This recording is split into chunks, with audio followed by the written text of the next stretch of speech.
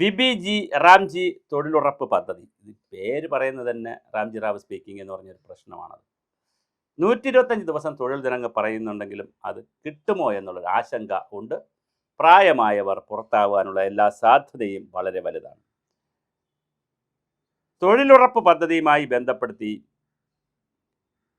മഹാത്മാഗാന്ധി ദേശീയ ഗ്രാമീണ തൊഴിലുറപ്പ് പദ്ധതി പകരം വന്ന വിബിജി റാംജി രാജ്യത്ത് പ്രാബല്യത്തിൽ വന്ന ശേഷം ആദ്യ പ്രവൃത്തി ദിവസത്തിൽ മലമ്പുഴ പഞ്ചായത്തിലെ 9-ാം വാർഡിലെ തൊട്ടപ്പുരയിൽ പണിക്കെത്തിയ കാർത്തിയായനി എന്ന് പറയുന്ന അമ്മ അല്ലെങ്കിൽ ചേച്ചി 2006 മുതൽ തൊഴിലുറപ്പ് പദ്ധതിയിൽ ജോലി ചെയ്യുന്ന കാർത്തിയായനിക്ക് തുടർച്ചയായി 100 ദിവസം പണിയെടുത്തവർക്കായി നൽകുന്ന അവാർഡും സ്വന്തമാക്കിയിട്ടുണ്ട്. അപ്പോൾ ആൾ ചില്ലറക്കാരിയല്ല. സമയബന്ധിത വേതനം, 125 ദിവസം തൊഴിൽ ദിനങ്ങൾ തുടങ്ങിയവ പദ്ധതിയുടെ ഭാഗമായി വരുമ്പോൾ 120 ദിവസം വേതനം കിട്ടിയിരുന്ന സമയം മുതൽ ജോലി ചെയ്തിരുന്ന കാർത്തിയായനി സന്തുഷ്ടയാണ്. പക്ഷേ അവിടെ ഒരു പക്ഷേ ഉണ്ട് കേട്ടോ.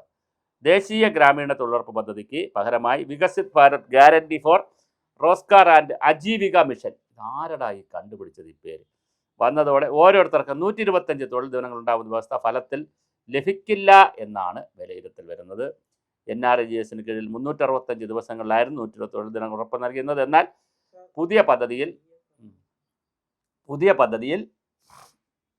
കാർഷിക വൃത്തിയുടെ സമയങ്ങളിൽ 60 ദിവസം തൊഴിലുറപ്പ് പദ്ധതിക്ക് നിയന്ത്രണം ഏർപ്പെടുത്തിയിട്ടുണ്ട്. അപ്പോൾ വർഷത്തിൽ 60 ദിവസം ഈ ജോലി ചെയ്യാൻ പറ്റില്ല. അപ്പോൾ മറ്റ് വിളവെടുപ്പ് നടക്കുന്ന സമയങ്ങളിൽ അവിടെ തൊഴിലാളികളെ കിട്ടുന്നില്ല എന്നൊരു പരാതി ഉള്ളതുകൊണ്ടാണ് ഇങ്ങനെ സംഭവിക്കുന്നത്. അതുകൊണ്ട് 60 ദിവസം അത് പറ്റത്തില്ല. ബാക്കി അവശേഷിക്കുന്ന 305 ദിവസങ്ങളിൽ 125 തൊഴിൽ ദിനം ഉറപ്പായി നൽകാൻ കഴിയില്ലെന്നാണ് തൊഴിലുറപ്പ് സംഘടനാ പ്രതിനിധികൾ പറയുന്നത്.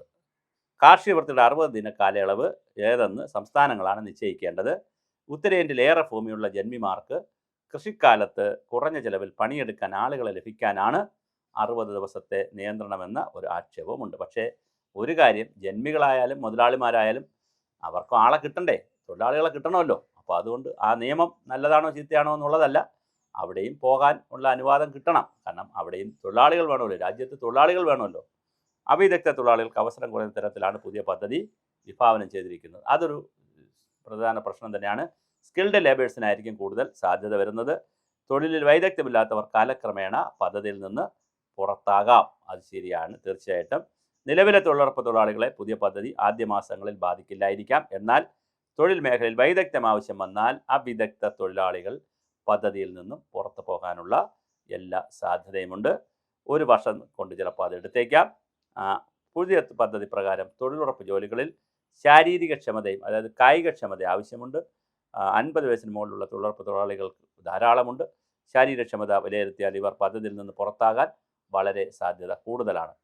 പക്ഷേ അത് അവർക്ക് മറ്റേതെങ്കിലും സ്കീം കൊടുക്കണം എന്നുള്ളത് അല്ലാതെ അവരെ 70 വയസ്സായവരെ 80 വയസ്സായവരെ തൊഴിലുറപ്പെന്ന് പറഞ്ഞ് ഇറക്കി അവിടെ അസുഖം വർദ്ധിപ്പിച്ച് അങ്ങനെ കൊടുക്കുന്നില്ല. അവർക്ക് മറ്റ് സ്കീമുകൾ കൊടുത്ത് മറ്റ് തൊഴിലുകൾ കൊടുക്കുന്ന രീതിയിലേക്കൊക്കെ ഗവൺമെൻറ് ചിന്തിക്കേണ്ടതാണെന്നുള്ളതാണ് നമ്മളുടെ വ്യക്തിപരമായ അഭിപ്രായം. 266 ജോലി ഇനങ്ങളായിരുന്നു NREGSലെ പട്ടികയിൽ ഉണ്ടായിരുന്നെങ്കിൽ അതേസമയം പുതിയ പട്ടികയിൽ 318 തൊഴിൽ ദിനങ്ങൾ ഉൾപ്പെടുത്തിയിട്ടുണ്ട്. അപ്പോൾ 125 ദിവസമാക്കി 318 ജോലി ചെയ്യാം. അങ്ങനെ പല ആനുകൂല്യങ്ങളും പുതിയതായിട്ട് ഇതിനകത്ത് വന്നിട്ടുണ്ട്. പക്ഷേ മെറ്റീരിയൽ വർക്കാണ് കൂടുതലായി ഉൾപ്പെടുത്തിയിരിക്കത്തുള്ളത്. കേരളത്തിൽ പൊതുവെ ചെയ്തിരുന്ന മൺകയ്യാല, മഴക്കുഴി നിർമ്മാണം എന്നിവ പട്ടികയിൽ ഇല്ല. തരിശ് നിലവും തരിശ് ഭൂമിയും കൃഷിയോഗ്യമാക്കാൻ പദ്ധതിയില്ല. തീറ്റപ്പുൽ കൃഷി നടത്തുന്നതിന് മാർഗമില്ല. സ്വയംസേവക സംഘങ്ങളായി കൂട്ടമായി വേണമെങ്കിൽ ചെയ്യാം, ഇൻഡിവിജ്വൽസിന് ചെയ്യാൻ പറ്റത്തില്ല. തൊഴിലുറപ്പ് പദ്ധതികൾ തൊഴിൽ തീരുമാനിച്ചിരിക്കുന്നത് ഗ്രാമപഞ്ചായത്തുകളായിരുന്നു. ഗ്രാമസഭകളുടെ ആവശ്യമെല്ലാം പരിഗണിച്ചായിരുന്നു തീരുമാനങ്ങൾ എടുത്തിരുന്നത്. എന്നാൽ പുതിയ പദ്ധതിയിൽ പഞ്ചായത്തുകൾക്ക് സ്വന്തം നിലയിൽ തീരുമാനങ്ങൾ എടുക്കാൻ കഴിയില്ല. ഓരോ പഞ്ചായത്തിലും നിശ്ചയിക്കുന്ന തൊഴിലുറപ്പ് വിഹിതത്തിൽ നിന്നിൻ്റെ അടിസ്ഥാനത്തിൽ മാത്രമേ തൊഴിൽ ദിനങ്ങൾ കൊടുക്കാൻ കഴിയൂ. നേരത്തെ ഒരു ഡിമാൻഡ് ബേസ്ഡ് ആയിരുന്നു, ഇപ്പോൾ ഒരു ഡിമാൻഡ് ഡ്രിവൺ ആയിരുന്നു, ഇപ്പോൾ ഒരു സപ്ലൈ ഡ്രിവൺ ആണ്. തുക എത്രയെന്ന് അറിയിക്കും, അതിനുള്ള പദ്ധതി എടുക്കുക. നേരത്തെ പദ്ധതികൾക്കനുസരിച്ച് തുക കൊടുക്കുന്ന ഒരു രീതിയായിരുന്നു, അത് മാറി തിരിച്ച്. അപ്പോൾ അലകും പിടിയും മാറിയിട്ടുണ്ട് ഇതിൻ്റെ. അപ്പോൾ NREGSൽ കേന്ദ്ര വിഹിതം കഴിഞ്ഞുള്ള ജോലികളും പഞ്ചായത്തുകൾ നടത്തിയിട്ടുണ്ട്. കാലതാമസം നേരിട്ടാലും തൊഴിലാളികളുടെ വേതനം പിന്നീട് ലഭിച്ചിരുന്നു. പഞ്ചായത്തുകൾ സ്വന്തം നിലയിൽ ജോലികൾ ചെയ്യിച്ചാൽ പുതിയ പദ്ധതി പ്രകാരം തൊഴിലാളികൾക്ക് വേതനം ലഭിക്കില്ല. അതൊരു വലിയ വിഷയമാണ്. തൊഴിലുറപ്പ് പദ്ധതിയിൽ തൊഴിൽ ദിനമായിരുന്നുവെങ്കിൽ ദാനമായിരുന്നെങ്കിൽ പുതിയ പദ്ധതിയിൽ തൊഴിൽ ലഭിക്കുന്ന ഫണ്ടിനനുസരിച്ച് മാത്രമേ പറ്റുകയുള്ളൂ. റേഞ്ച് ഇല്ലാത്ത സ്ഥലങ്ങളിൽ വലിയൊരു പ്രശ്നം വരും. റാംജി റാവു പദ്ധതി കൂടുതൽ കാര്യക്ഷമവും സുതാര്യവുമാക്കാൻ, ട്രാൻസ്പെറൻ്റ് ആക്കാൻ, എഫിഷ്യൻ്റ് ആക്കാൻ ബയോമെട്രിക് ഹാജർ സംവിധാനം ഏർപ്പെടുത്തിയിട്ടുണ്ട്. എന്നാൽ ഹാജറിന് ബയോമെട്രിക് സംവിധാനം പ്രായോഗികമല്ലെന്നാണ് തൊഴിലാളികൾ പറയുന്നത്. ഇൻ്റർനെറ്റ് കണക്ഷൻ നിർബന്ധമാണ്. ഇൻ്റർനെറ്റ് ലഭ്യമല്ലാത്ത മേഖലകളിൽ ഹാജർ എങ്ങനെയാണ് ഏർപ്പെടുത്തുക? പ്രത്യേകിച്ച് ഈ ഗ്രാമങ്ങളിലാണ് ഇതിൻ്റെ കൂടുതൽ പ്രവർത്തനം നടക്കുന്നത്. അപ്പോൾ ഗ്രാമങ്ങളിൽ അകത്തോട്ടുള്ള സ്ഥലങ്ങളിൽ നല്ല റേഞ്ച് ഉണ്ടെങ്കിൽ മാത്രമേ മൊബൈൽ ഫോണിൽ ഇത് പഞ്ച് ചെയ്യാൻ കഴിയുള്ളൂ. മൊബൈൽ ആപ്പിൽ അങ്ങനെ ഒരു പ്രശ്നവുമുണ്ട്. ബയോമെട്രിക് ഹാജറിന് പുറമെ GPS മൊബൈൽ മോണിറ്ററിങ്ങും നിർമ്മിത ബുദ്ധിയുടെ ആർട്ടിഫിഷ്യൽ ഇൻ്റലിജൻസിൻ്റെ സഹായത്തോടുകൂടിയുള്ള പദ്ധതികളും കേന്ദ്ര സർക്കാർ ചൂണ്ടിക്കാണിക്കുന്നുണ്ട്. എന്തായാലും നേരത്തെ ഒരു പരിധിവരെ മാത്രമായിരുന്നു ഡിജിറ്റൽ നിയന്ത്രണം ഉണ്ടായിരുന്നത്. അത് കുറേ കൂടി വലിയ തോതിൽ ഡിജിറ്റൽ നിയന്ത്രണം വരുന്നു. 125 ദിവസം ജോലിയാകുന്നു. പക്ഷേ 60 ദിവസം മാറ്റി നിർത്തുമ്പോൾ ഒരു പ്രശ്നം പറയുന്നുണ്ട് തൊഴിലാളികൾ. അതുപോലെ തന്നെ പ്രായമായവരെ സംബന്ധിച്ചിടത്തോളം സ്കിൽഡ് ലേബേഴ്സ് ആയിട്ടുള്ളവർ കുറവായിരിക്കും. അവർക്ക് കായികക്ഷമതയുള്ള പണികൾ ചെയ്യാൻ, മെറ്റീരിയൽ കോസ്റ്റിന് ഉള്ള കൂടുതൽ വരുന്ന കായികക്ഷമത കൂടുതൽ ആവശ്യമുള്ള സ്കിൽ വർക്കുകളാണ് കൂടുതൽ വരേണ്ടി വരുന്നത്. പക്ഷേ അത് തൊഴിലുറപ്പിൽ അങ്ങനെ തന്നെ വേണം. അസറ്റുകൾ ഒരുപാട് ക്രിയേറ്റ് ചെയ്യപ്പെടണം. അപ്പോഴൊരു സ്വാഭാവികമായ ചോദ്യമുണ്ട്.